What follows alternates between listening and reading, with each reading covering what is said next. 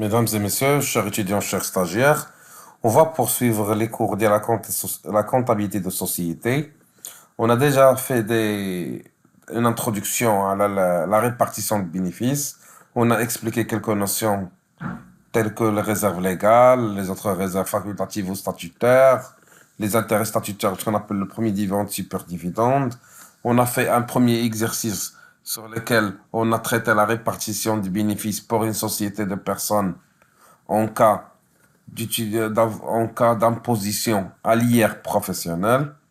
Maintenant, on va passer à une autre étude de cas. Bien sûr, c'est la même étude de cas, mais maintenant, on sera imposé à l'IS, mais par option.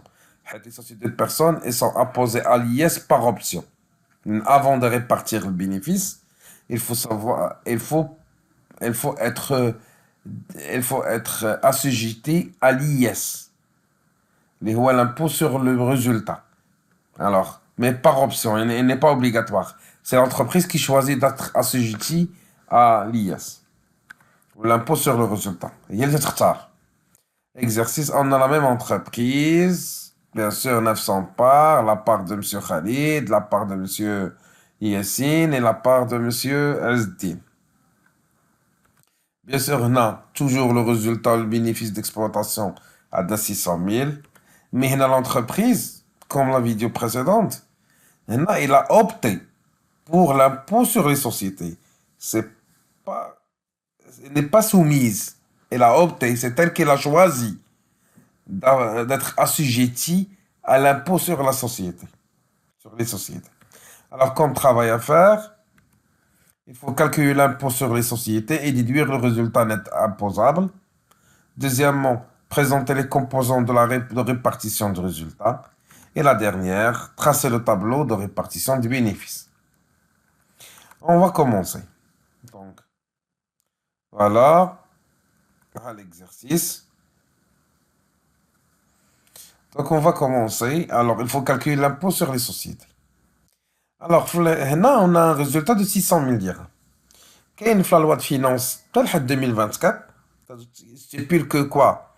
Si on a un résultat entre 1 et 300 000 dirhams, on est assujetti à 10% de l'impôt sur le résultat.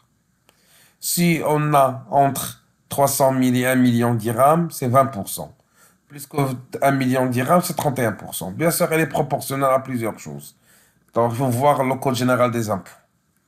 Donc, là, selon le code général des impôts, 20% pour une base imposable comprise entre 300 001 dirhams et 1 million de dirhams, donc 600 000 inclus. Donc, de ce fait, pour calculer l'IS, ou le bénéfice avant impôt fois le taux de l'IS. Il y a une rachète de 600 000, on va la multiplier par 20%, ce qui est égal à 120 000. Donc l'IS, ou l'impôt sur le résultat, est égal à 120 000. Donc, pour calculer le bénéfice après impôt, un de 600 000 moins 180. 120, ce qui est égal à 480. Le bénéfice net, elle est avant la répartition. C'est après impôt, moins la dariba, ou avant la répartition. Donc, maintenant, on a calculé l'impôt sur les sociétés, et on a calculé le bénéfice net après impôt. Maintenant, on va présenter les composants de la répartition.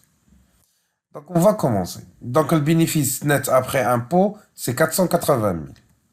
Donc, les réserves légales, on a 5%, mais le bénéfice net, est égal à 24 000. On a 5% de bénéfice à condition ما تفوتش ليا 10% من المونطون ديال le capital social. Donc, les bénéfices distribués, on a 480 000 moins 24 000. Est égal à 456 000. Donc, la part de M. Khalid, c'est 456 000 fois 40%. Voilà la part d'elle de gain. Les voix, 182 400. Et plus qu'il a gagné selon la réglementation, il faut retenir à la source, l'État, elle prend 15%. Les revenus retenus par les associés. Donc, il y a 182 400 fois 15%. Là, il y a 27 360. Alors, La part nette sur Khalid هي 182 400 moins 27 360 اللي هي 155 040. De la part de Monsieur Yassine, la même chose, نشدو le revenu distribuable fois 30%, اللي هي 136 800. Bien sûr, tu as un retenu à la source fois 15%, اللي هو 20 520. Donc, soit un part net de Monsieur Yassine, هو 136 800 moins 20 520, les 116 280. La même chose pour Monsieur Asdin, parce qu'il a 30% comme Monsieur Yassine, donc 136 800. Donc, on va la même retenue à la source, les 20 520, soit un part de Monsieur Asdin à la fin est égal à 116 280. Ça, c'est l'ensemble des composants de répartition de résultats. Maintenant, qu'est-ce qu'on va faire? On va essayer de tracer le tableau de répartition de résultats suivant les données qu'on a. Donc, le tableau sera de cette manière. On va commencer par le bénéfice net, après impôt à 480 000. On va prendre ce qu'on appelle les réserves légales, les 24 000. On va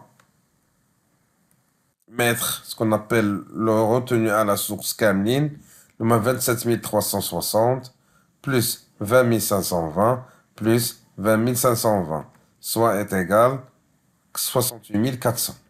Donc on va la mettre, retenue à la source, ou la RAS ou la TPA.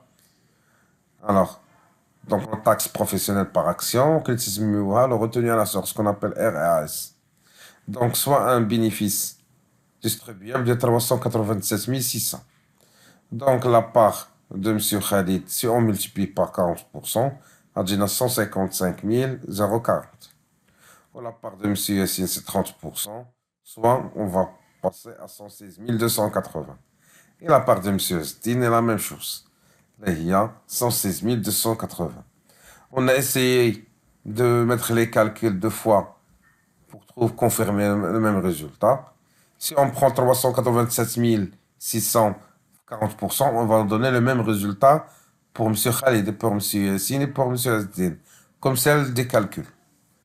Alors, تنتمنى تكونوا استفدتوا من هاد la vidéo sur laquelle on a vu la répartition des bénéfices pour une société de personnes pour le cas d'être assujetti à l'IS par option. ونشوفكم dans un autre cas d'application pour la société de capitaux ou hybride, comme ça. Passez une excellente soirée et à la prochaine. Salam alaikum.